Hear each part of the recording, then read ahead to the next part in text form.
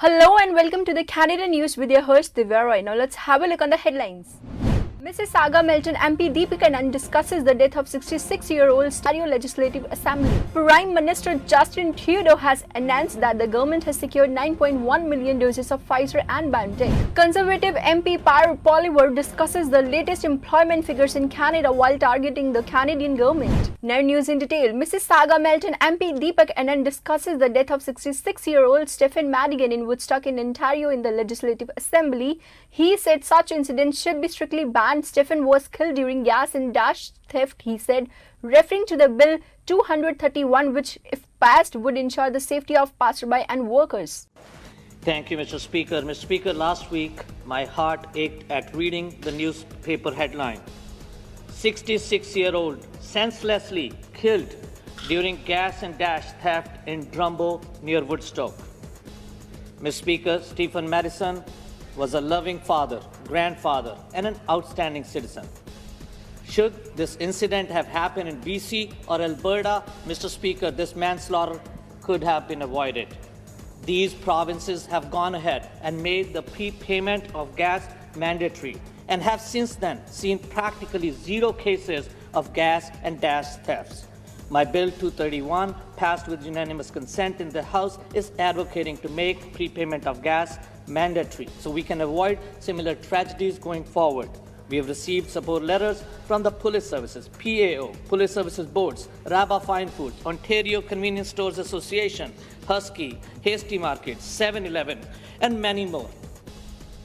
Mr. Speaker, this incident unfortunately shows us that this is not an issue just in the urban areas. This is an issue that affects all Ontarians.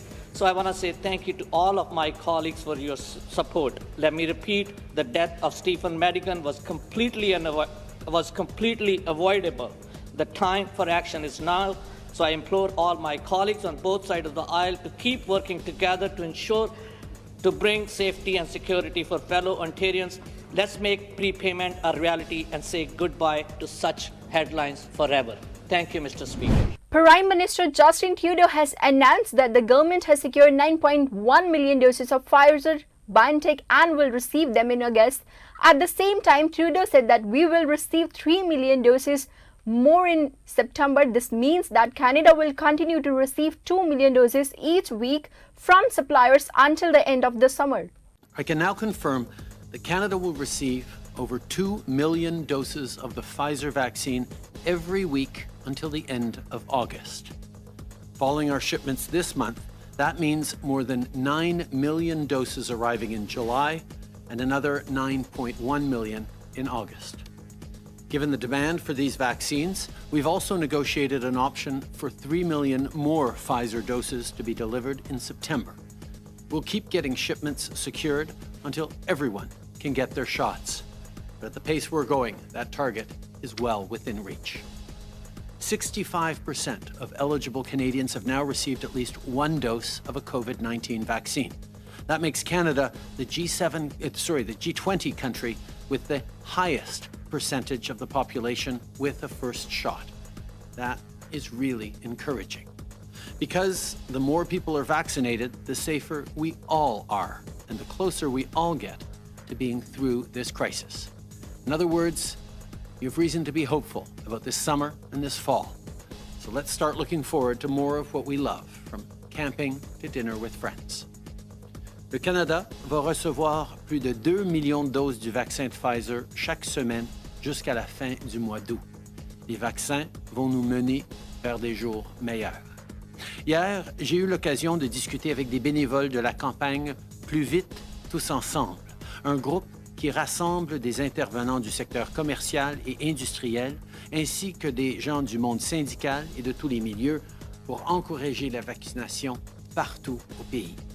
Ils font un excellent travail et on est ici pour soutenir ce genre d'initiative. On travaille tous ensemble dans la même direction. Et en parlant de travailler ensemble, aujourd'hui, je veux aussi aborder un autre sujet très important, la réconciliation. This has been a painful week for so many Indigenous people and communities across the country.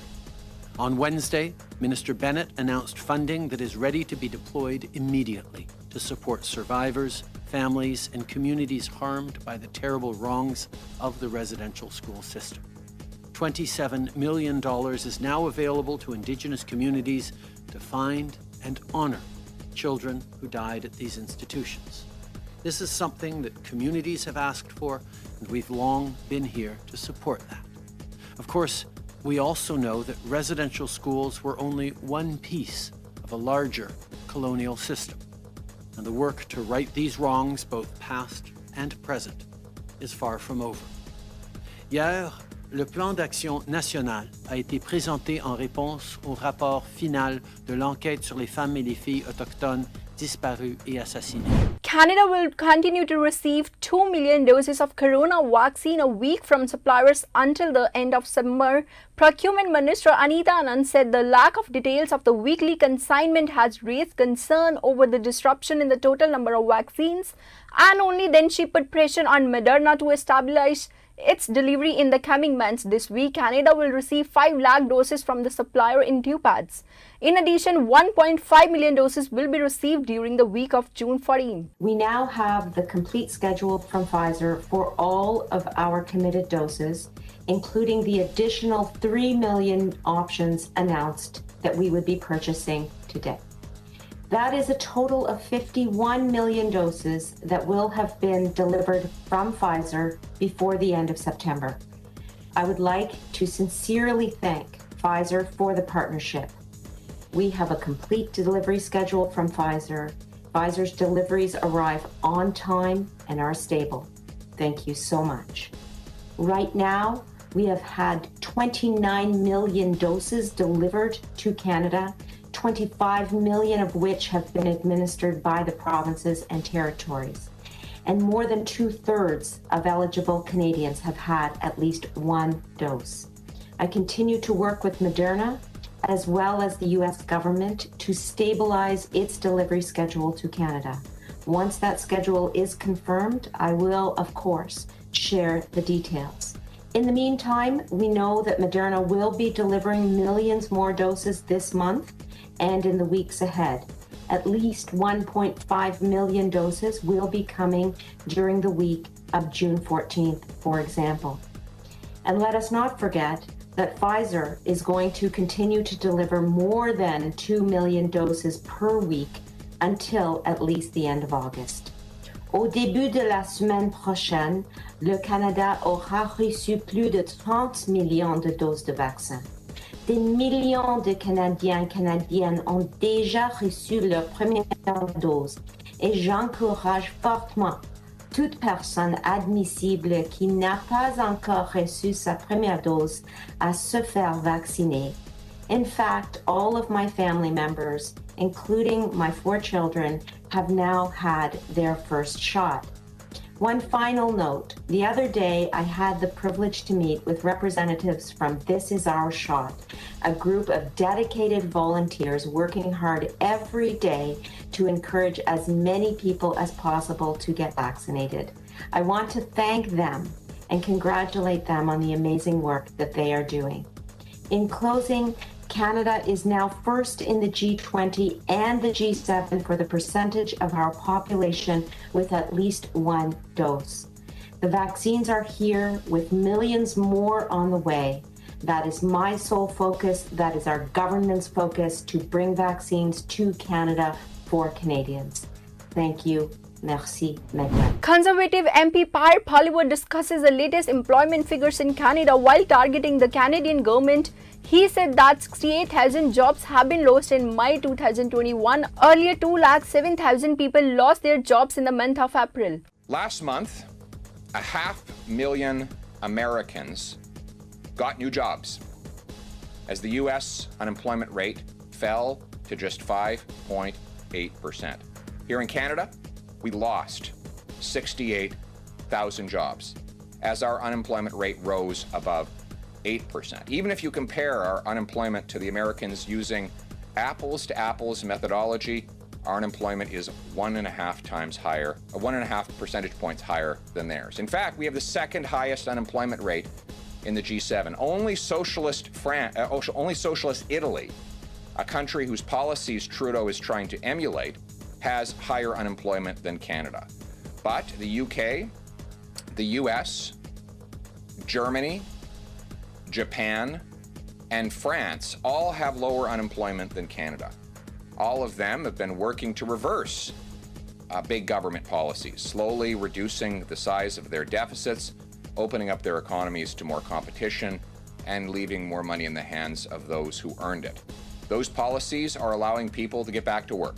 Furthermore, those countries got themselves vaccines. They didn't waste 100 days getting duped by China.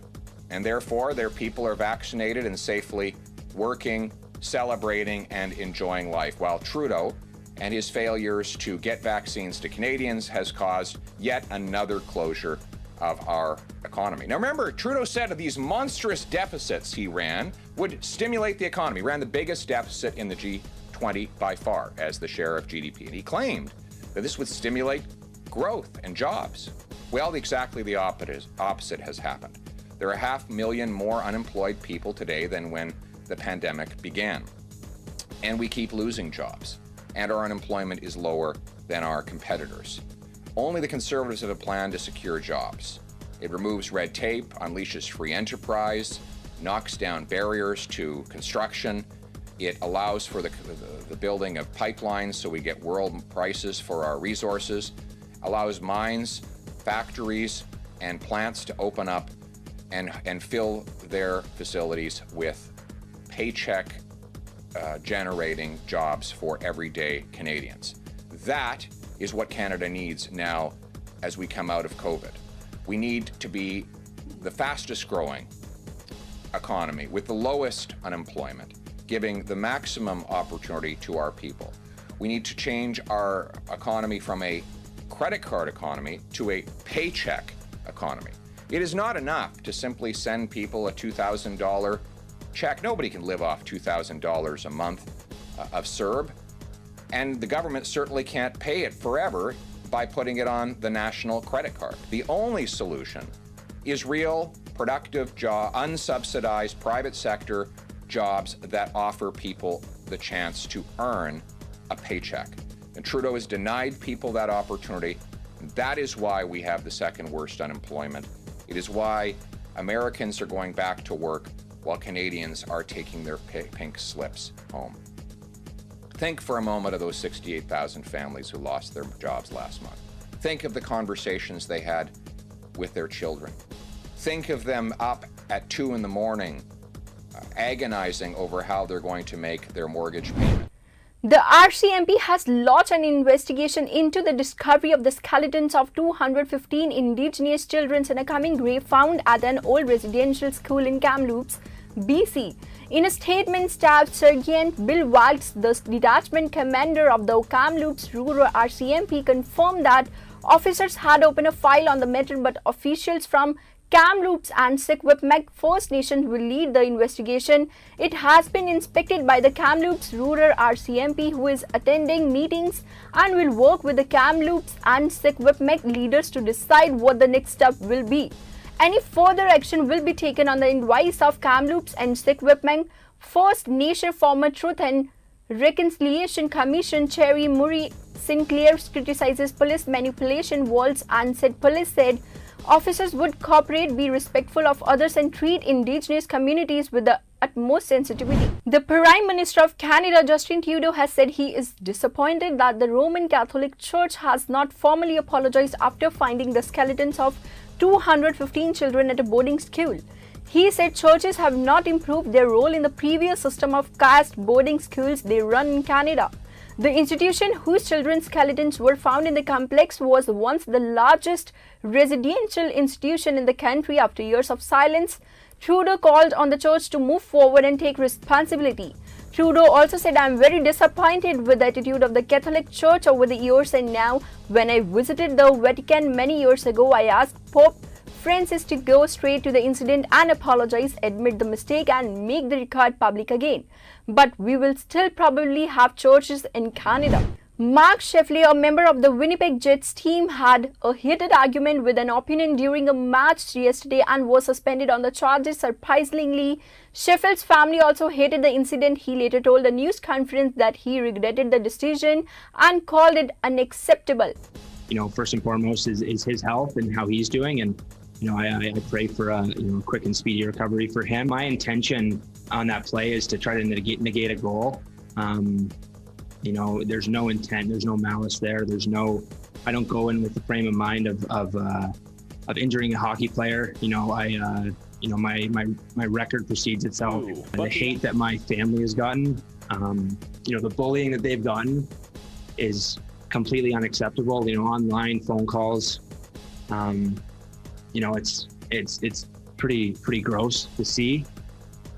My parents are the salt of the earth, and you know, for my parents to get hate like that and my brother and sister, it's awful. You know, I can handle it. You know, I'm a grown man. You know, I've accepted that, and I can be held accountable for that. But you know, for my family to get that, it hurts me a lot. Attacking a man's family because you're cheering for the other team is silliness. But let's not introduce those people or the fact that you understand that all the players are tested all the time, that Mark Sheffley is about the cleanest living man I've ever met in my life. So let's just not even introduce those fools. It's unfortunate. We're going to lose arguably our best forward for 4 critical playoff games. So we're paying a huge price. He's paying a huge price. So that part hurts. The deaths of the First Nation children have shaken the world and has also exposed the atrocities perpetrated on Indigenous Canadians. Following this incident, the missionary Father Ken Throne has also spoken out and said that Pope Francis should also apologize for this. An elderly woman was found unconscious in the park near Ross Road and Temple Hill in Brampton around 9 p.m. last Wednesday night in Ontario, Canada, who later died. The woman has been identified as Dalbir Kaur Randhawa. Police have registered a case of murder and the woman's husband Jarnail Singh Randhawa has been arrested and charged with the murder. The motive for the killing is not yet clear. Police are investigating the matter. The elderly couple had left home for a walk, but later it all happened. So that's all we have in this bulletin. Thanks for watching. Stay tuned for more updated news.